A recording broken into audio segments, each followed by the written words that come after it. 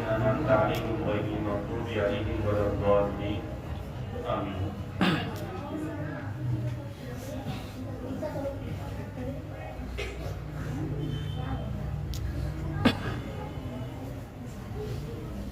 اللہ کے نبی حضرت محمد صلی اللہ علیہ وسلم کی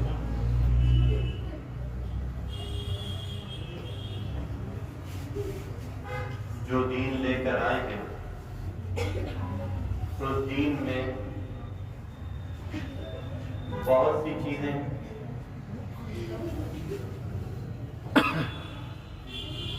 لیکن اس دین میں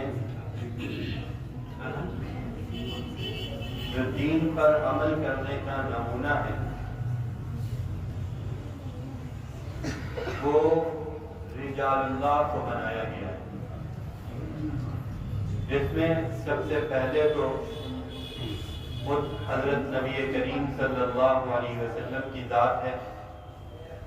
حضور صلی اللہ علیہ وسلم کے بعد صحابہ کرام رضی اللہ تعالیٰ عنہ اجمعین کی ذات ہے، ان کے بعد اللہ کی راہ میں سب کچھ اپنا قربان کرنے والے یعنی جو شہداء ہیں، اس کے بعد اللہ تعالیٰ کے لیے اپنی خواہشات کو چھوڑ دینے والے یعنی اولیاء اللہ۔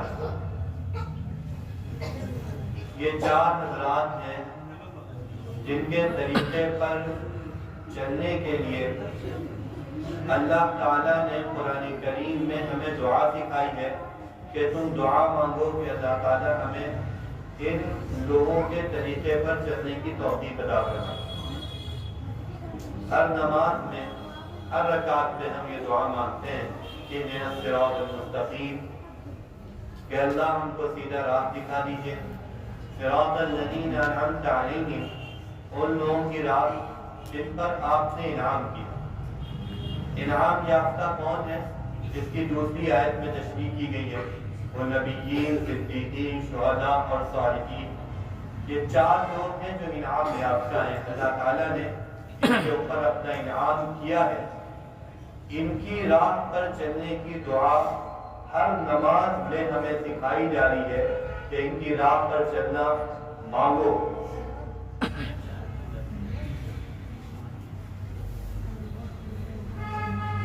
آگے فوراً ایک دوسری دعا بتائی گئی، ایک دوسری چیز سکھائی گئی کہ غیر المغضوب علیہم ولا الضالین، ان لوگوں کی راہ پر، ان لوگوں کی راہ سے اللہ بچا لیجئے جن پر آپ کا غضب نازل ہوا، اور گمراہوں کی راہ سے بچا لیجئے۔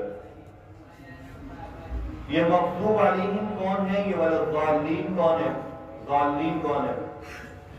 مغضوب علیہم کی تفسیر میں مفسرین لکھتے ہیں اس سے مراد یہودی ہیں،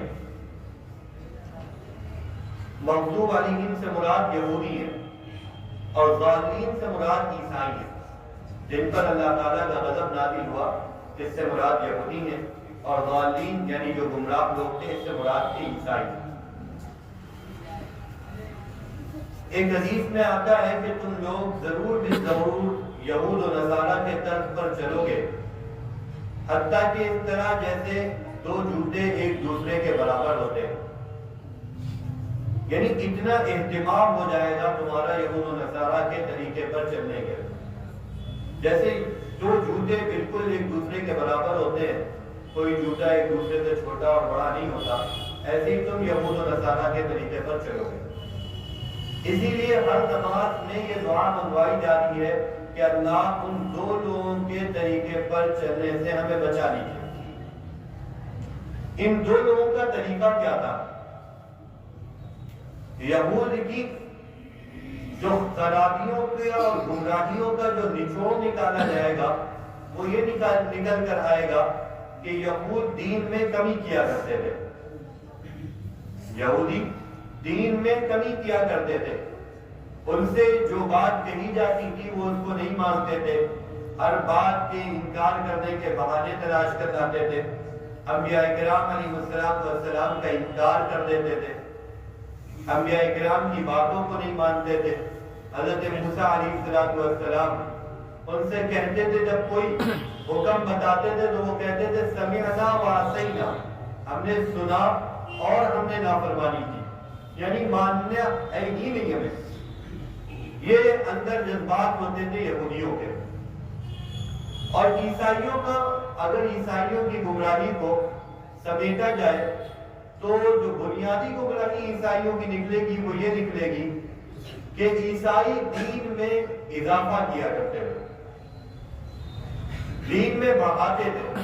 اتنا بڑھایا انہوں نے دین میں کہ حضرت عیسیٰ علیہ السلام کو اللہ تعالیٰ کے مرتبے پر پہنچا دیا اور ابن اللہ، حضرت عیسیٰ کو اللہ کا بیٹا کہا۔ اتنا انہوں نے دین میں اضافہ کیا۔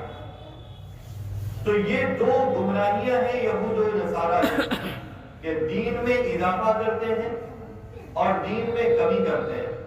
یہودی دین میں کمی کرتے ہیں، عیسائی دین میں اضافہ کرتے ہیں۔ اب حضور فرماتے ہیں کہ تم یہود و نصارہ کے طریقے پر چلو گے، یعنی تمہارے اندر بھی یہ گمراہیاں پیدا ہوں گی، یعنی یہودیوں کی طرح تم میں بھی کچھ لوگ ایسے ہوں گے جو دین میں کمی کریں گے، اور عیسائیوں کی طرح تم میں بھی کچھ لوگ ایسے ہوں گے جو دین میں اضافہ کریں گے۔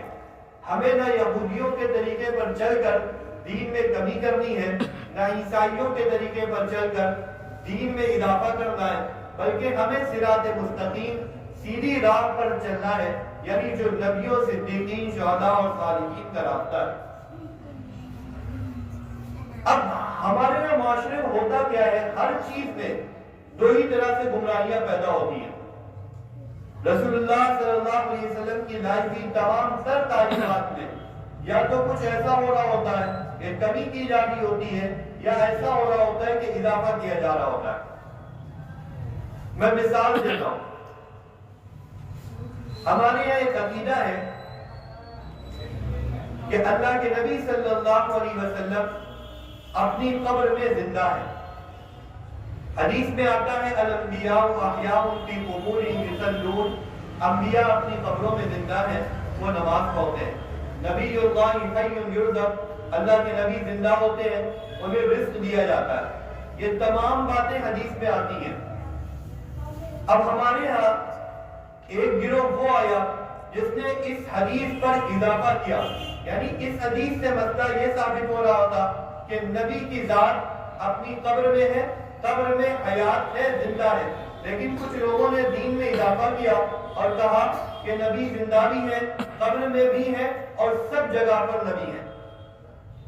تو مسئلہ یہ ثابت ہو رہا تھا کہ نبی قبر میں ہے، لیکن انہوں نے نبی کی زندگی کو ہر جگہ پر بتا دیا کہ نبی ہر جگہ پر موجود ہے۔ یہ عیسائیت کا طریقہ کار ہے کہ نبی کی زندگی قبر میں تھی، لیکن انہوں نے نکال کر ہر جگہ بتا دیا۔ اسی طرح یہودیوں کے طریقے پر چلتے ہوئے ایک طبقہ کہنے لگا نبی قبر میں بھی زندہ نہیں ہے، تو نبی کا قبر میں زندہ ہونا یہ دین کا مسئلہ تھا، انہوں نے دین کے اس مسئلے کا انکار کر دیا۔ تو اس طرح سے گمراہیاں آتی ہیں کہ کبھی ایسا ہوتا ہے کہ کوئی چیز دین میں ہوتی ہے، اس کا انکار کیا جاتا ہے، کبھی ایسا ہوتا ہے کوئی چیز دین میں نہیں ہوتی، اس کو دین بنایا جاتا ہے۔ جو چیز دین میں نہ ہو، دین میں ہو اور اس کا انکار کیا جائے اسے الحاد کہتے ہیں، اور جو دین میں نہ ہو اسے دین میں داخل کیا جائے اسے بدعات کہتے ہیں۔ یعنی وہ شخص جو نبی کریم صلی اللہ علیہ وسلم کی زندگی کا قبر میں انکار کر رہا ہے وہ الحاد والے راستے پر ہے، اور جو نبی کریم صلی اللہ علیہ وسلم کو ہر جگہ بتا رہا ہے یہ بدعات والے راستے پر ہے۔ گمراہ دونوں کے دونوں ہیں۔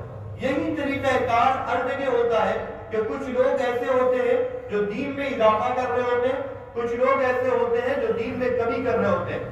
اللہ تعالیٰ نے حضرت محمد رسول اللہ صلی اللہ علیہ وسلم کے ذریعے جو دین دیا، اس دین میں بہت سے لوگوں کا مقام بیان ہوا، انبیاء کا بھی مقام بیان ہوا، صحابہ کا بھی مقام بیان ہوا، شہداء کا بھی مقام بیان ہوا، اس کے ساتھ ساتھ صالحین کا یعنی نیک لوگوں کا، اللہ والوں کا، بزرگان دین کا، ان حضرات کا بھی مقام بیان کیا گیا۔ اب ان حضرات کا جب مقام بیان کیا گیا ہمیں چاہیے کہ ہم ان حضرات کے مقام کو مانیں۔ ان جو بزرگ ہو، جو متبع سنت ہو، جو رسول اللہ صلی اللہ علیہ وسلم کے لائے ہوئے دین پر عمل کرتا ہو، ہمیں چاہیے کہ ہم اسے نیک سمجھے، ہم اسے اچھا سمجھے، ہم اسے اللہ تعالیٰ کا محبوب سمجھے، اللہ تعالیٰ کا پیارا بندہ سمجھے۔ لیکن یہ اس طرح سے ماننا تو دین کہلائے گا۔ لیکن اب ہم دیکھیں کہ ان حضرات نے یعنی اولیاء کرام میں کس طرح سے گمراہیاں پیدا کری جاتی ہیں۔ اب وہی طریقہ کار ہوگا، کچھ لوگ وہ ہوں گے جو ان اولیاء کا مقام بڑھاتے ہوں گے، کچھ لوگ وہ ہوتے ہوں گے جو ان اولیاء کا جو مقام قرآن و حدیث میں ثابت ہے اس مقام کو بھی نہیں مانیں گے بلکہ اس میں گھٹائیں گے۔ ہم نے جب زمانے پر نظر ڈالی ہمیں اس طرح سے دو لوگ نظر آئے، کچھ لوگوں نے ان اولیاء کا مقام اتنا بڑھایا کہ ان کو انبیاء کرام کے برابر بلکہ انبیاء کرام علیہ السلام سے بڑھ کر اللہ تعالیٰ کے برابر ان اولیاء کرام کا مقام بڑھایا۔ جس طریقے سے اللہ تعالیٰ سے دعائیں مانگی جاتی ہے اسی طرح سے ان اولیاء اللہ سے دعائیں مانگی جانے لگی۔ جس طریقے سے اللہ تعالیٰ کے آگے سجدہ کیا جاتا ہے اسی طرح سے ان اولیاء کرام کے آگے سجدہ کیا جانے لگا۔ جس طریقے سے اللہ کے نام کے لیے بکرے اور جانور ذبح کیے جاتے ہیں اسی طرح سے ان اولیاء کے نام پر بکرے ذبح کیے جانے لگے۔ جس طرح سے اللہ تعالیٰ کے نام کی نظریں مانی جاتی ہیں اسی طرح سے ان اولیاء کرام کے نام کی نظریں مانی جانے لگی۔ جس طریقے سے اللہ تعالیٰ کے نام کی قسمیں کھائی جاتی ہیں اسی طریقے سے ان اولیاء کرام کی بھی قسمیں کھائی جانے لگی۔ یہ کیا ہے؟ یہ اولیاء کے مرتبے کو بڑھانا ہے۔ یعنی دین میں اولیاء کرام کا مرتبہ بیان تھا، اولیاء کرام کا احترام، ان کی عزت، یہ تمام چیزیں سکھائی گئی تھی، ان کے طریقے پر چلنے کی دین میں گویا کہ رہنمائی کی گئی تھی کہ ان کے طریقے پر چلو، کیونکہ وہ نبی کریم صلی اللہ علیہ وسلم کے طریقے پر چلنے والے تھے۔ تو ہمیں چاہیے تھا ہم ان کے مقام کو مانتے، لیکن ایک طبقے نے ان اولیاء کا مقام بڑھاتے اللہ تعالیٰ کے برابر قرار دے دیا۔ تو یہ بدعات کی راہ پر چلے اور بدعات کی راہ سے چلتے چلتے گویا کہ شرک تک پہنچ گئے۔ دوسرا طبقہ یعنی ان اولیاء کرام کے بارے میں دوسرا نظریہ کیا آیا؟ دوسرا نظریہ یہ آیا یہ اولیاء بھی انسان ہے، بے شک انسان ہے، یہ اولیاء بھی کھاتے ہیں، بے شک کھاتے ہیں، یہ اولیاء بھی پیتے ہیں، بے شک پیتے ہیں، یہ اولیاء بھی چلتے ہیں، بے شک چلتے ہیں۔ ان تمام چیزوں کو بیان کر کے کہنے لگے ہم میں اور ان میں کوئی فرق نہیں ہے، وہ بھی انسان ہے، ہم بھی انسان ہیں، وہ بھی کھاتے پیتے ہیں، ہم بھی کھاتے پیتے ہیں، لہذا ہم میں اور ان میں کوئی فرق نہیں، ہم نہ ان کا احترام کریں گے نہ ان کی عزت کریں گے۔ گویا کہ ان کی جو حیثیت تھی اس حیثیت کو بھی دینے کے لیے یہ حضرات تیار نہیں ہوئے۔ انہوں نے جو اولیاء کرام کے ساتھ رویہ اختیار کیا وہ رویہ مغضوب علیہم یعنی یہودیوں والا رویہ تھا۔ وہ یہودی اپنے انبیاء کرام علیہ السلام کی اپنے نیک لوگوں کی توہین کرتے تھے، تذلیل کرتے تھے، تنقید کرتے تھے، ان کی باتوں کو نہیں مانتے تھے۔ وہ اگر کچھ مفید مشورے دیں تو ان مفید مشوروں کو یہ کہہ کر انکار کر دیا جاتا یہ بھی انسان ہے۔ اسی طرح سے اگر اولیاء کی کچھ باتیں آ جائیں، کچھ مفید مشورے آ جائیں، کچھ حکمت والی باتیں آ جائیں، عمل کرنے کے کچھ طریقے بتا دیں، نیکی کی راہ کے لیے کچھ مفید باتیں بتا دیں تو اس کو یہ کہہ کے انکار کر دیا جاتا ہے ان کی حیثیت کیا ہے، یہ کوئی نبی تو نہیں ہے ہم ان کی بات مانیں، یہ کوئی اللہ تعالیٰ کی طرف سے وحی تو نہیں آتی ان کے اوپر جو ہم ان کی بات مانیں۔ اس طرح کی باتوں کو نکال کر گویا کہ ان کے مقام مرتبے کو بالکل گھٹا دیا جاتا ہے۔ یہ جو طریقہ ہے یہ یہودیوں والا طریقہ ہے۔ اب ہمیں کیا، ہم کہتے ہیں یہ جو دونوں طریقے یہ دونوں طریقے گمراہانہ طریقے ہیں، یہ دونوں طریقے جو دین کی روح اور دین کا جو مزاج ہے اس کے خلاف طریقے ہیں۔ ہمیں اولیاء کرام کا احترام کرنا چاہیے ان کی عظمت۔ اب دیکھیے آج کی جو کانفرنس ہے، آج کا جو جلسہ ہے اس کا عنوان کیا ہے؟ اویس قرنی رحمۃ اللہ علیہ۔ یہ کون ہے؟ یہ سید الاولیاء ہے۔ یہ کون ہے جنہوں نے نبی کریم صلی اللہ علیہ وسلم کے زمانے میں ان کی حیات تھی، یہ زندہ تھے نبی کریم صلی اللہ علیہ وسلم کے زمانے میں، انہوں نے حضرت نبی کریم صلی اللہ علیہ وسلم کا زمانہ پایا ہے، لیکن بعض وجوہات کی بنیاد پر جس میں وجہ مشہور ہے وہ یہ ہے کہ ان کی ماں جو تھی وہ نابینا تھی، ضعیفہ تھی، کمزور تھی، یہ اپنی ماں کی خدمت میں ہر وقت معمور ہوا کرتے تھے، جس کی وجہ سے یہ نبی کریم صلی اللہ علیہ وسلم کی خدمت میں حاضر نہ ہو سکے۔ اویس قرنی رحمۃ اللہ علیہ تو حضور کا زمانہ پایا لیکن حضور کو نہیں پایا، اس وجہ سے یہ صحابی نہ بن پائے، البتہ یہ سید الاولیاء کہلائے۔ اویس قرنی رحمۃ اللہ علیہ حضور صلی اللہ علیہ وسلم حضرت عمر رضی اللہ تعالیٰ عنہ میں حضرت علی رضی اللہ تعالیٰ عنہ اور بعد میں حضرت عائشہ رضی اللہ تعالیٰ عنہ سے حضور صلی اللہ علیہ وسلم نے حضرت اویس قرنی کے فضائل بیان کیے اور یوں کہا کہ دیکھو قرن کا ایک رہنے والا شخص ہے جس کا نام اویس ہے. نام تک کے بعد روایت میں نبی کریم صلی اللہ علیہ وسلم نے ان کا بتایا کہ اگر وہ اللہ تعالیٰ کے نام پر کوئی قسم کھا جائے تو اللہ تعالیٰ اس کی قسم کی لاج رکھ کر اس کام کو کر دیں گے جس بات پر وہ قسم کھائے گا. حضرت عمر سے کہا فرمایا اگر تم ان کو پا لینا تو ان سے دعا کرانا، ان سے دعا کرانا. اب یہ رسول اللہ صلی اللہ علیہ وسلم نے گویا کہ ولیوں کا مرتبہ بتا دیا کہ ان کی دعا میں کچھ خاص تاثیر ہوتی ہے. یوں تو حضرت عمر رضی اللہ تعالیٰ ان کے مقام کی کوئی برابری نہیں کر سکتے ہوئے اس کا بھی، لیکن نبی کریم صلی اللہ علیہ وسلم جو دین لے کر آئے ہیں یہ دین قیامت تک چل رہا ہے، قیامت تک کی رہنمائیاں نہیں ہے. تو ایک ولی کی جس نے حضور کو نہیں دیکھا یعنی صحابی نہیں ہے، اس ولی کے ساتھ کیسے معاملہ کرنا چاہیے، گویا کہ یہ نمونہ رسول اللہ صلی اللہ علیہ وسلم قیامت تک کے لیے پیش کر کے جا رہے ہیں کہ جب ولی ملے، جب کوئی نیک بندہ ملے اس کے ساتھ کیسا رویہ اختیار کرنا چاہیے، اس بنیاد پر کہ وہ بھی انسان ہے ہم بھی انسان ہیں، اس کے سامنے کیا آپ اکڑ کر پیش آئیں گے؟ وہ بھی انسان ہے ہم بھی انسان ہیں، ہم میں ان میں کوئی فرق نہیں، ہم ان سے اپنا احترام کروائیں گے؟ کیا اس طرح کا رویہ ہم ان کے سامنے رکھیں گے؟ نہیں. رسول اللہ صلی اللہ علیہ وسلم نے حضرت عمر رضی اللہ تعالیٰ عنہ کے حوالے سے اس نمونے کو قیامت تک کے لیے گویا کہ نمونہ بنا دیا. کہا وہ ملے تو تم ان سے دعا کروانا، ان سے دعا کروانا. پتہ چلا ولیوں کی دعائیں کچھ تاثیر رکھتی ہیں. یوں تو ہر ایک کی اللہ سننے والا ہے، کوئی شک نہیں ہے. اللہ تعالیٰ ہر ایک کی جو قلب مفتر جو بے چین دل رکھتا ہے اللہ تعالیٰ اس کی سنتا ہے. سب کس کی سن لے اللہ تعالیٰ، اس میں کوئی شک نہیں ہے، سب کی سنتا ہے. لیکن جو نیک بندے ہیں ان کا احترام وہ ایسے ہوتے ہیں کہ اللہ تعالیٰ ان کو اپنا دوست بنانے کے لیے تیار ہوتا ہے. الا ان اولیاء اللہ لا خوف علیہم ولا هم يحزنون الذین آمنوا وكانوا يتقون. اور یہ اللہ کون ہوتے ہیں؟ ان پر نہ کوئی خوف ہوتا ہے نہ کوئی غم ہوتا ہے، وہ ایمان لاتے ہیں، اللہ تعالیٰ سے ڈرتے ہیں. اللہ تعالیٰ کہہ رہے ہیں یہ ہے اللہ والے، یہ ہے نیک لوگ، یہ ہے اللہ تعالیٰ کے دوست جو ایمان لائے ہیں اور تقوی اختیار کیے. اب ظاہر ہے جو بھی ایسا ہوگا جو اس صفت پر ہوگا وہ اللہ تعالیٰ کے نزدیک ولی ہوگا. اس سے ہمیں یہ معاملہ کروانا چاہیے، اس کے سامنے جا کر اس کا احترام کرے، اس سے دعائیں کے لیے کہیں. اور پھر قرآن کریم کا حکم ہے یا ایھا الذین آمنوا اتقوا اللہ وکونوا مع الصادقین. اے ایمان والو اللہ سے ڈرو. اور کیسے ڈرنا ہے؟ وَكُونُوا مَعَ الصَّادِقِينَ. تقویٰ کیسے پیدا کرنا ہے؟ کہ تم ان لوگوں کے ساتھ رہو جو اپنے تقوی میں سچے ہیں. تو اللہ تعالیٰ نے دو یہاں پر ایمان والوں کی دو کیٹیگریاں بیان کر دی.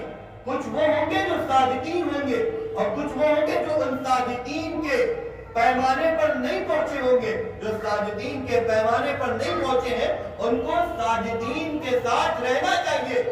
اب ہم سمجھے وہ بزرگ بھی انسان ہے، ہم بھی انسان ہیں، ان بزرگوں کے آگے ہمارا احترام کرنا چاہیے، ان کو ہمارے پاس آ کے بیٹھنا چاہیے. ہم بھی تو انسان ہیں، ہم بھی تو اللہ تعالیٰ کی مخلوق ہیں. نہیں، قرآن کا حکم ہے ان کے ساتھ رہو تو ان کے اندر کچھ صفات ہوگی نا، اسی لیے تو قرآن یہ کہہ رہا ہے کہ ان کے ساتھ رہو.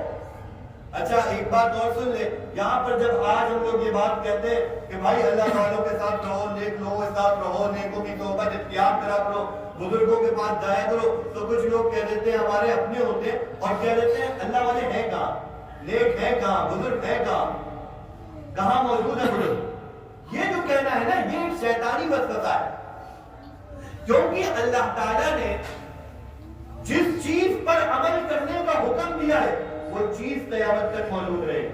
اللہ تعالیٰ نے کہا سچوں کے ساتھ رہو، نیک لوگوں کے ساتھ رہو، اللہ والوں کے ساتھ رہو، تو اللہ والے قیامت تک موجود رہیں گے. تبھی تو یہ حکم موجود رہے گا کہ ان کے ساتھ رہو. ورنہ تو ایسے ہی ہوگا کہ جس کے اندر دیکھنے کی طاقت نہ اس سے کہا جائے دیکھو، یعنی اندھوں سے کہا جائے گا دیکھو. نابینا سے یہ نہیں کہا جا سکتا کہ دیکھو. کیوں نابینا سے نہیں کہا جا سکتا دیکھو؟ کیونکہ نابینا کے اندر دیکھنے کی طاقت نہیں ہے. جب دیکھنے دیکھنے کی طاقت نہیں ہے تو اس سے نہیں کہا جا سکتا دیکھو. اسی طرح سے اگر ہم اللہ والوں کا ساتھ نہیں اختیار کر سکتے تھے, ہمارے اندر یہ طاقت نہ ہوتی کہ ہم اللہ والوں کا ساتھ اختیار کر لیں, تو پھر ہمیں یہ حکم بھی نہیں دیا جاتا کہ اللہ والوں کے ساتھ رہو. یہ حکم دیا جانا اللہ والوں کے ساتھ رہو, یہ بتا رہا ہے اللہ والے بھی رہیں گے اور ہمارے پاس اتنا وقت بھی رہے گا کہ ہم اللہ والوں کے ساتھ رہ لیں. تو اللہ والوں کو تلاش کرنا ہے. ہر زمانے میں ہر جگہ پر اللہ والے اور نیک لوگ, قرآن و سنت پر چلنے والے لوگ موجود رہتے ہیں. اچھا وجہ کیا ہے؟ ہم نے جو اللہ والوں کا اور نیکوں کا پیمانہ بنا رکھا ہے وہ بڑا عجیب و غریب ہے. ہمارے یہاں نیکی کا اور بزرگی کا پیمانہ کیا ہے کہ وہ یوں ہاتھ مارے اس کے ہاتھ میں پانی آ جائے, وہ کبھی ہوا میں ہو کے دکھا دے. جو بزرگوں کے واقعات سنتے اس میں مزاج یہی بن گیا ہے کہ جب تک وہ کوئی الجھل جلول حرکت یعنی کچھ ایسا نہ کرے جو عام انسانی طاقت سے باہر ہو, تب تک کے معنی ہی نہیں جائے جاتی ہے بزرگ ہے. یہی وجہ ہے بہت سے فراڈیے کچھ بھی عجیب و غریب حرکت دکھا دیتے ہیں اور اپنی بزرگی بنوا لیتے ہیں. کیوں لوگ ان کو بزرگ مان رہے ہیں؟ کیونکہ ہمارے ذہنوں میں یہ بات بیٹھا دی گئی کہ بزرگ وہ ہوتا ہے جو چھو چھا کرے اور فوراً آدمی ٹھیک ہو جائے. اب کسی نے بالکل بھوک مارا, اتنے شیطان آیا ہوا, بار بار بھجنتے ہوئے گئی کوئی اور اس کے اوپر بھوک مار دیا, وہ بالکل ٹھیک ہو گئے. یہی ہے بزرگ. تو بزرگی کا معیار کیا بنا کہ وہ بالکل بے قابو تھا یا تھی, اس کے اوپر بھوک ماری اور وہ ٹھیک ہو گئی. تو یہ بزرگی کا پیمانہ بن گیا. یہ بزرگی کا پیمانہ نہیں ہے. بزرگی کا پیمانہ کیا ہے؟ بزرگی کا پیمانہ ہے نبی کریم صلی اللہ علیہ وسلم کی سنت کی اتباع. جو رسول اللہ صلی اللہ علیہ وسلم کے طریقوں پر چل رہا ہے وہ گویا کہ اللہ والا ہے. جو حضور کی سنتوں کو اختیار کر رہا ہے, جو متبع سنت ہے, جس کی اپنی زندگی کے اندر رسول اللہ صلی اللہ علیہ وسلم کی سنتیں ہیں اور جس کے ذریعے لوگ بھی سنتوں پر آ رہے ہیں, گویا کہ وہ ہے ولی. ان لوگوں کے ساتھ رہنے کا قرآن کریم میں گویا کہ حکم دے رہا ہے اللہ تعالیٰ. تو جب پیمانہ ہمارا اپنا ہوگا کہ ولی اس پیمانے پر جو ہوگا اس کو ہم ولی مانیں گے, تو ظاہر ہے پھر ہم چراغ لے کر ڈھونڈتے رہیں گے, ہمیں کہیں کوئی ولی ملے گا نہیں. ولی کے نام پر کون ملیں گے؟ جادوگر ملیں گے. ولی کے نام پر ہمیں ایسے ہی جعلی پیر یعنی اس طرح کے لوگ ملیں گے جو نماز میں نہیں پہنچے ہوں گے لیکن کچھ جادوگری سیکھ لی ہوگی اور اس کے ذریعے وہ لوگوں کو بہکا رہے ہوں گے اور آدمی اس کے ذریعے بہک رہا ہو. تو ولیت ولایت کا جو پیمانہ ہم نے بنایا وہ غلط پیمانہ ہے.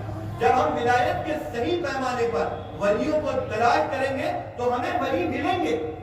جب صحیح پیمانے پر تلاش کریں گے, میں نے بتایا صحیح پیمانہ کیا ہے. ولایت کا پیمانہ ہے رسول اللہ صلی اللہ علیہ وسلم کی سنتوں کی, آپ کے طریقوں کی اتباع کرنے والا اور آپ کے لائے ہوئے دین کو اپنی زندگی میں اتار لانے والا اور اس قرآن پہ ہمیشہ رہنے والا کہ کس طریقے سے یہ اللہ کے نبی صلی اللہ علیہ وسلم کا لایا ہوا دین لوگوں کی زندگیوں میں داخل ہو جائے. جو ان چیزوں کی فکر کرتے ہیں, یہ ہے ولی, یہ ہے نیک لوگ, یہ ہے اللہ والے, ان کے ساتھ ہمیں رہنا. تو میں یہ کہہ رہا تھا یہ ہر زمانے میں اللہ والے رہیں گے, ہمیں تلاش کرنے کی ضرورت ہے. ہم تلاش کریں گے تو ہمیں اللہ والے ضرور ملیں گے. تو میں یہ کہہ رہا تھا کہ اللہ والے اور نیک لوگوں کا جو مقام و مرتبہ ہے, کیا مقام و مرتبہ ہے, کس انداز میں ہمیں ولیوں کو ماننا چاہیے. نمبر ایک, ولیوں کے بارے میں ہمارا نظریہ اور عقیدہ یہ ہوتا ہے کہ جو لوگ سنت کی اتباع کرنے والے ہوتے ہیں یہ اللہ تعالیٰ کے محبوب بندے ہوتے ہیں, پیارے ہوتے ہیں, لیکن یہ معصوم نہیں ہوتے. ولیوں کے بارے میں ہمارا نظریہ کیا, محبوب ہوتے ہیں اللہ تعالیٰ کے لیکن معصوم نہیں ہوتے. معصوم نہیں ہونے کا مطلب یعنی ایسا نہیں ہو سکتا کہ ان سے گناہ نہ ہو, بلکہ ان سے گناہ بھی, ان سے غلطیاں بھی ہو سکتی ہیں. تو اب اگر کسی ولی کے بارے میں, کسی بزرگ کے بارے میں ہمیں یہ پتا چلے کہ ان سے فلاں طریقے کا گناہ ہو گیا, تو اس گناہ کے ذریعے ہم ان کی شخصیت کو متہم نہیں کر سکتے کیونکہ وہ اس گناہ سے توبہ کر لیتے ہیں. جو ولی ہوتے وہ گناہ پہ توبہ کر لیتے, ولی گناہوں پہ اصرار نہیں کرتے. تو وہ ہمارا عقیدہ ہونا چاہیے کہ ولی اللہ کے محبوب بندے ضرور ہوتے ہیں لیکن وہ معصوم نہیں ہوتے. دوسرا, ہمارا عقیدہ اور نظریہ یہ ہونا چاہیے کہ ولی جو ہوتے ہیں ان کی بات ماننی چاہیے, ان کے طریقوں پر عمل کرنا چاہیے، لیکن ان کی باتوں کو ماننا فرض نہیں ہوتا، ان کی اطاعت فرض نہیں ہوتی۔ اطاعت نبی کریم صلی اللہ علیہ وسلم کی فرض ہے، انبیاء کرام علیہ السلام کی اطاعت فرض ہوتی، ولیوں کی اطاعت فرض نہیں ہوتی۔ ہاں ولیوں کے طریقے پر چلنے کا بھی قرآن نے حکم دیا ہے کہ ان کو طریقوں پر چلنے کی دعا اللہ تعالیٰ سے مانگو۔ تو اب ولیوں کی لیکن اطاعت فرض نہیں ہوتی، اب اطاعت فرض نہیں ہوتی۔ اب دیکھیں ولی جو باتیں بتائے گا وہ دو طرح کی ہوں گی، جو باتیں بتائے گا وہ دو طرح کی ہوں گی۔ کچھ باتیں عام طور پر ولی کے جو باتیں تو وہی ہوں گی جو دین کی باتیں، شریعت کی باتیں، البتہ ان پر عمل کرنے کا جو طریقہ ہوتا ہے ولی کبھی وہ اپنا بتا دیتے ہیں۔ جیسے افضل الذکر لا الہ الا اللہ، افضل الذکر کیا ہے؟ لا الہ الا اللہ، یہ بات تو حدیث میں آئی ہے، لیکن لا الہ الا اللہ کو کتنی بار پڑھنا ہے؟ ولی نے ایک طریقہ، ایک بزرگ نے، ایک پیر نے ایک طریقہ بتا دیا، ایک تعداد بتا دی کہ تمہیں فلاں نماز کے بعد فلاں وقت میں اتنی مرتبہ پڑھنا ہے۔ اب یہ جو ولی بتا رہا ہے کہ یہ وظیفہ پڑھنا ہے، اس وظیفے پر عمل تو کیا جائے گا، لیکن اس وظیفے پر عمل کرنے کو فرض نہیں سمجھا جائے گا۔ اگر کوئی شخص اس وظیفے پر عمل کرنے کو فرض سمجھ رہا ہے تو گویا کہ وہ ولی کو نبی کے برابر لے جا رہا ہے۔ نبی کا طریقہ فرض ہوتا ہے، نبی کی باتیں فرض ہوتی ہیں۔ ہاں البتہ اولیاء اللہ پر ہر زمانے میں اللہ تعالیٰ بعض طریقوں کو کھولتے ہیں، وہ بعض طریقے مفید ہوتے ہیں، وہ بعض طریقے کیا ہوتے ہیں؟ مفید ہوتے ہیں، فائدے مند۔ میں اس پہ ایک بہت آسان سی مثال دیتا ہوں۔ ہمارے قریب کے زمانے میں ابھی ایک ولی گزرے، ان کا نام ہے حضرت مولانا الیاس صاحب رحمۃ اللہ علیہ۔ آپ سب نے سنا ہوگا مولانا الیاس صاحب رحمۃ اللہ علیہ، جو تبلیغی جماعت کے بانی ہیں۔ یہ ایک ولی تھے، اللہ والے تھے، نیک تھے۔ انہوں نے نبی کریم صلی اللہ علیہ وسلم کے دین میں ایک چیز کا حکم تھا، وہ حکم تھا تبلیغ۔ تو تبلیغ کا حکم تو دین میں تھا، بلغوا انی ولو آیا، دین کو پہنچاؤ، لیکن اس کا کوئی خاص طریقہ متعین نہیں تھا۔ اب اللہ تعالیٰ نے ان پر کھولا یا انہوں نے بعض چیزوں پر غور کیا اور اس نتیجے پر پہنچے کہ ہمیں تبلیغ کا ایک طریقہ بنا لینا چاہیے۔ وہ طریقہ انہوں نے کیا بنایا؟ کہا سال میں چلہ دینا ہے، مہینے میں 3 دن دینے ہیں۔ یہ انہوں نے دین کا ایک فریضہ تھا، اس دین کے فریضے پر عمل کرنے کا ایک طریقہ انہوں نے بنایا۔ یہ طریقہ جو تھا، یہ طریقہ ان کا اپنا تھا، یہ طریقہ اللہ تعالیٰ نے ان کے اوپر کھولا تھا۔ اب دیکھیں یہ ایک طریقہ دیا ہے، اب ایک صاحب آ کے کہنے لگے نہیں ہم اس طریقے کو نہیں مانتے، کیونکہ مولانا الیاس نبی تھوڑی نہ، مولانا الیاس نبی تھوڑی نہ۔ بھائی بالکل مولانا الیاس صاحب رحمۃ اللہ علیہ نبی نہیں ہے، لیکن آپ اس طریقے کا انکار اس بنیاد پر نہیں کر سکتے کہ وہ نبی نہیں ہے، اس سے نہیں مانتے۔ ہاں آپ دیکھو اس طریقے میں فائدہ ہو رہا ہے یا نقصان ہو رہا ہے، لوگوں کی زندگیاں بدل رہی ہے نہیں بدل رہی ہے؟ بدل تو نہیں ہے۔ اب ایک دوسرے صاحب آئے، ایک صاحب سے انکار کر رہے تھے اس طریقے کا، ایک دوسرے صاحب آئے، انہوں نے کہا یہی 3 دن فرض ہے، یہی 40 دن فرض ہے۔ تو اب انہوں نے ان دو میں گمراہی کیا ہے؟ ایک نے اس ولایت کا جو مقام تھا اس مقام کا انکار کیا، اور ایک نے جس نے کہا نا 3 دن فرض ہے یا 40 دن فرض ہے، اس نے گویا کہ حضرت مولانا الیاس صاحب رحمۃ اللہ علیہ کو نبی بنا دیا۔ مولانا الیاس صاحب کو کیا بنا دیا؟ کیونکہ طریقہ کس کا فرض ہوگا؟ نبی کا طریقہ فرض ہوگا، غیر نبی کا طریقہ فرض نہیں ہوگا۔ نبی کے دین میں تھی تبلیغ، اس تبلیغ پر عمل کرانے کا، اس تبلیغ پر عمل کرانے کا ایک مفید طریقہ حضرت مولانا الیاس صاحب رحمۃ اللہ علیہ نے دیا۔ ہم کہتے ہیں یہ طریقہ مفید ہے، ہم کہتے ہیں اس طریقے میں بہت فائدے ہیں، اس طریقے کا نفع بہت عام ہوا، یہ دلی سے نکل کر پوری دنیا میں پھیلا، پوری دنیا کی لوگوں کی زندگی اس تبلیغ کی راہ پر چلنے میں فائدہ ہوا، لوگوں کی زندگیاں تبدیل ہوئی۔ لیکن درجہ کیا دینا ہے؟ درجہ یہ دینا ہے کہ نہ انکار کرنا ہے نہ اس کو ضروری سمجھنا ہے۔ اگر ضروری سمجھ رہا ہے تب بھی گمراہی ہے، اگر انکار کر رہا ہے تب بھی یہ ولایت کے مقام کا انکار کر کے ایک اللہ تعالیٰ کے محبوب بندے کو گویا کہ ایدھا پہنچانا چاہ رہا ہے۔ من آذا لی ولیا فقد آذنتہ بالحرب، جس نے میرے ولی کو تکلیف پہنچائی، اللہ کے نبی صلی اللہ علیہ وسلم فرماتے ہیں میں اس کے ساتھ اعلان جنگ کر رہا ہوں، اللہ کہتے ہیں اعلان جنگ کر رہا ہوں۔ تو میں یہ بتا رہا تھا کہ نبی کی باتوں کو، نبی کے طریقوں کو کس طریقے سے ماننا ہے، اس کو مفترض التعالی سمجھنا ہے، اس کی اطاعت کو فرض نہیں سمجھنا ہے۔ تو ولی بزرگان دین بہت سی باتیں بتاتے ہیں، دین پر عمل کرنے کی بہت سی شکلیں بتاتے ہیں، مشکلات سے نجات پانے کے بہت سے وظیفے بتاتے ہیں۔ ہم ان وظیفوں کو مفید سمجھ کر اپنی زندگی ان سے حسن ظن رکھتے ہوئے ان وظیفوں کو مفید سمجھ کر اپنی زندگیوں میں داخل کرتے ہیں، تاکہ ہماری زندگیاں تبدیل ہو، تاکہ ہماری پریشانیاں ہم سے دور ہو۔ لیکن ہم ان طریقوں کو فرض نہیں سمجھتے۔ اگر ہم ان طریقوں کو فرض سمجھتے ہیں اور یہ کہتے ہیں کہ وہ فرض سمجھتے ہیں، تو گویا کہ ہم ولی کو نبی بنا رہے ہیں، تو ہمیں یہ نہیں سمجھنا۔ تیسری بات، انبیاء اولیاء اکرام علیہ السلام پر بعض چیزیں اللہ تعالیٰ ویسی ظاہر کرتے ہیں جو چیزیں عام بندے پر ظاہر نہیں ہوتی۔ اس کا ثبوت قرآن سے، قرآن میں حضرت مریم یعنی حضرت عیسیٰ علیہ السلام کی والدہ کا بیان ہے۔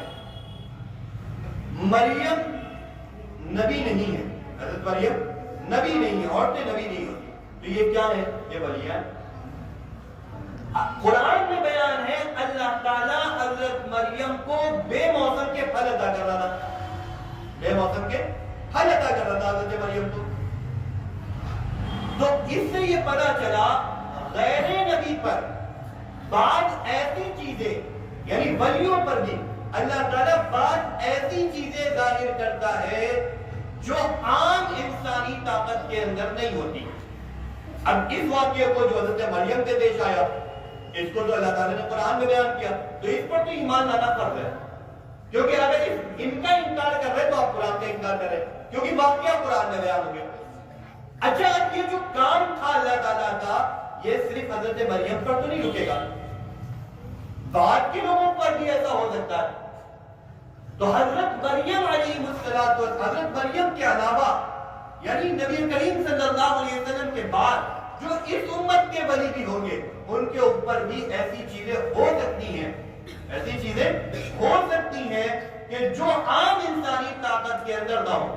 جیسے میں ایک بات بتاتا ہوں، عام انسانی طاقت کے اندر یہ چیز نہیں ہے کہ کوئی شخص 40 سال تک لگاتار عشاء کے وضو سے فجر کی نماز پڑھے۔ بھائی کبھی تو کوئی ضرورت پیش آئے گی، امام ابو حنیفہ رحمۃ اللہ علیہ وسلم، ہم سمجھتے ہیں وہ ولی ہے۔ اس طریقے کی چیزیں ہو سکتی ہیں، حالانکہ یہ تو ایسی بھی چیز نہیں ہے جو عقل کے بہت زیادہ خلاف ہو۔ اس سے بھی زیادہ بہت زیادہ عجیب و غریب واقعات فضائل اعمال میں لکھے ہوئے کہ جو ولیوں پر ہوتے رہتے ہیں۔ تو جب اس طرح کے واقعات ولیوں پر ہو تو اس کا نام ہے کرامت، اس کو ہم کرامت مانتے ہیں۔ اس کے بارے میں کیا ہے؟ اس کے بارے میں بھی دو نظریات ہیں۔ کچھ لوگ ایسے ہوتے ہیں کہ ان کرامتوں کا سرے سے انکار کر دیتے ہیں، کہتے ہیں ایسا نہیں ہو سکتا۔ کسی بزرگ کی کوئی کرامت آئی کہ ایک بزرگ کا واقعہ کہ فلاں بزرگ کے لیے وہ روضہ اطہر پر حاضر ہوئے، ان کے لیے ہاتھ نکل آیا، کہنے گئے ایسا نہیں ہو سکتا۔ پوچھا گیا کیوں نہیں ہو سکتا؟ رسول اللہ صلی اللہ علیہ وسلم ہاتھ نکل آیا، کیوں نہیں ہو سکتا؟ کہنے گئے صحابی کے لیے نکلا، صحابی کے لیے نکلا، کہنے نہیں صحابی کے لیے تو نہیں نکلا، تو پھر ولیوں کے لیے بھی نہیں نکل سکتا۔ یہ کون سا پیمانہ ہو گیا؟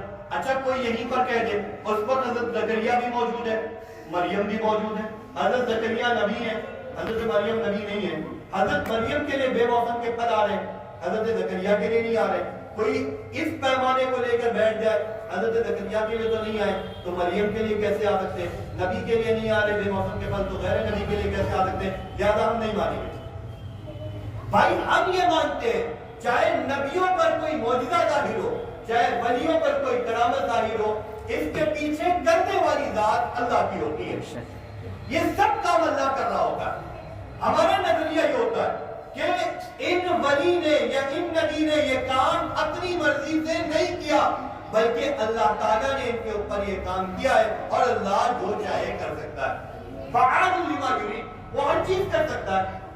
تو اگر اللہ تعالیٰ کسی کے لیے نبی کریم صلی اللہ علیہ وسلم کے ہاتھ کو روزے سے نکلوا دے تو ہم اس میں اس بندے کا عمل دخل نہیں مانتے، ہم اس میں اللہ کا عمل دخل مانتے ہیں۔ یہ ہمارا نظریہ، دو نظریہ ہے میرے کا۔ کچھ لوگ کرامتوں کا انکار کریں گے، کہیں گے ایسا کیسے ہو سکتا ہے، اس لیے انکار ہے۔ کچھ لوگ کرامتوں کو دیکھ کر انہیں ولیوں سے مانگنے بیٹھ جائیں گے کہ یار جب یہ ولی ایسا کر سکتے ہیں تو پھر میری بھی مرادیں پوری کر سکتے ہیں، میری بھی ضرورتیں پوری کر سکتے ہیں۔ ہم کہتے ہیں دونوں چیزیں غلط ہیں۔ حضرت قرآن نے، حضرت زکریا نے جب حضرت مریم کو دیکھا کہ حضرت مریم کے پاس بے موسم کے پھل آ رہے ہیں، پوچھا کیسے آ رہے ہیں، کہا اللہ تعالیٰ سے، فوراً حضرت زکریا نے وہیں پر ایک دعا مانگی۔ فوراً حضرت زکریا کا ذہن کدھر جا رہا ہے کہ جو اللہ مریم کو بغیر موسم کے پھل دے سکتا ہے وہ اللہ بڑھاپے میں مجھے اولاد بھی دے سکتا ہے۔ اب ہماری نظریات ہوتے، ارے مریم کے پاس بے موسم کے پھل آ رہے ہیں، حضرت مریم تو ہمیں اولاد بھی دے سکتی ہے، مریم ہمیں بابا مجھے اولاد دے دو، اس طریقے کی دعائیں مانگی جاتی ہیں، بابا میرا یہ کام بنا دو۔ تو یہ تعلیمات نبویہ نہیں ہے۔ حضرت زکریا نے جب بے موسم کے پھل دیکھے فوراً اللہ تعالیٰ کی طرف رجوع ہوئے، یہ بھی انکار بھی نہیں کیا، نہیں مریم تم جھوٹ بول رہی ہو، تم نے پچھلے سال کے پھل اکٹھے کر رکھے ہوں گے اور وہ جمع کر کے رکھا ہے، وہ تم ہمیں دکھا رہی ہو اور تم ہمیں بیوقوف بنا رہی ہو، یہ کہہ کے انکار بھی نہیں کیا اور حضرت مریم سے مانگا بھی نہیں۔ یعنی ان دونوں نظریوں کو جو آج مارکیٹ میں چلائے جا رہے ہیں، حضرت زکریا نے رد کیا، حضرت مریم کی اس فضیلت کو مانگا کہ ان کے پاس بے موسم کے پھل آ رہے ہیں، مان کر ان کی اس فضیلت کو حضرت مریم سے نہیں مانگا بلکہ اللہ تعالیٰ سے مانگا، اللہ مجھے بھی بڑھاپے میں اولاد عطا کر دی۔ تو اگر کسی ولی پر، کسی بزرگ پر کوئی ایسی چیز ظاہر ہو رہی ہے جو عام انسانی طاقت سے باہر ہے تو ہمیں بھی اس کے بارے میں نظریہ یہی رکھنا چاہیے، یہ چیزیں اللہ تعالیٰ کرنے والے ہیں، بزرگ نہیں کرتے۔ اس پر میں ایک واقعہ بتا کے اپنی بات ختم کر رہا ہوں۔ حضرت یعقوب علیہ السلام جو حضرت یوسف علیہ السلام کے باپ ہیں، والد ہیں، نبی تھے حضرت یعقوب علیہ السلام، اپنے بیٹے یوسف علیہ السلام سے بڑی محبت کرتے تھے۔ بھائیوں کو یوسف سے حسد ہوئی، کہا ابا جان دے دیجئے، ٹہلانے لے جا رہے ہیں، کھلانے لے جا رہے ہیں، لے گئے ایک کنویں میں ڈال دیا۔ آئے ابا کے پاس، ابا سے کہا کہ بھائی کو یعنی یوسف کو بھیڑیے نے کھا لیا۔ حضرت یعقوب سمجھ گئے یہ کچھ ہے چکر اس میں، کیونکہ وہ جلتے تھے اس لیے انہوں نے کچھ ان کے ساتھ کیا ہوگا حضرت یوسف کے ساتھ۔ پھر حضرت یوسف علیہ السلام کنویں سے نکالے گئے، ایک عزیز کے گھر پہنچتے ہیں، پھر وہاں سے تہمت لگتی ہے، پھر جیل خانے جاتے ہیں، جیل خانے سے بادشاہ بلواتا ہے، وزیر بنتے ہیں، پورے گویا کہ بادشاہ بن جاتے ہیں مصر کے۔ اور پھر یہی بھائی حضرت یوسف کے پاس حاضر ہوتے ہیں، ایک دو مرتبہ آتے ہیں، گندہ لے جاتے ہیں، پھر بنیامین کو حضرت یوسف سورہ یوسف میں پورا واقعہ ہے۔ پھر ادھر حضرت یعقوب علیہ السلام کی روتے روتے بینائی جا چکی تھی، آنکھ کی بینائی جا چکی تھی۔ اب پھر حضرت یوسف علیہ السلام بھائیوں پر ظاہر کرتے ہیں میں تمہارا بھائی ہوں، یہ بنیامین ہے، سب باتیں ہوتی ہیں بچپن کی۔ اس کے بعد کہتے ہیں یہ میرا کرتا لے جاؤ، یہ میرا کرتا لے جاؤ اور جا کے ابا کے اوپر ڈال دینا، بینائی واپس آ جائے گی۔ ادھر مصر سے، کنعان سے بہت فاصلے پر، لمبے فاصلے پر مصر ہے، مصر سے حضرت یوسف نہیں چل رہے، حضرت یوسف نہیں چل رہے، حضرت یوسف کا کرتا چل رہا، بھائیوں کے ذریعے حضرت یوسف کا کرتا چل رہا ہے۔ ادھر حضرت یعقوب کہتے انی لاجد ریح یوسف، میں یوسف علیہ السلام کی خوشبو پا رہا ہوں۔ یوسف علیہ السلام نہیں چلے، کرتا چلا ہے۔ یعقوب علیہ السلام کہہ رہے کہ میں یوسف کی خوشبو پاتا ہوں، حالانکہ یہی یوسف چند کلومیٹر کے فاصلے پر ایک کنویں پر موجود تھے، کنعان کے قریب جو جنگل تھا اس کے کنویں میں یہی یوسف علیہ السلام موجود تھے۔ حضرت یعقوب علیہ السلام کو یوسف علیہ السلام کی خوشبو محسوس نہیں ہوئی، اور پھر مصر سے یوسف نہیں چل رہے، کرتا چل رہا ہے، حضرت یعقوب علیہ السلام کو خوشبو محسوس ہو رہی ہے۔ اس سے یہ پتا چلا اگر اس خوشبو کو محفوظ کرنا یعقوب علیہ السلام کی اپنی طاقت کے اندر ہوتا تو جس طریقے سے ہم خوشبو کو محسوس کرتے ہیں لیکن ایک محدود دائرے تک خوشبو کو محسوس کرتے ہیں، اگر وہاں تک ہم خوشبو کو محسوس کر رہے ہیں تو وہاں پر کونے میں، اس کمرے کے کونے میں جو خوشبو موجود ہے اور یہاں پر جو خوشبو موجود ہے، یہاں کی خوشبو ہمیں زیادہ محسوس ہوگی، وہاں کی کم محسوس ہوگی، کیونکہ یہ خوشبو ہماری اختیاری ہے۔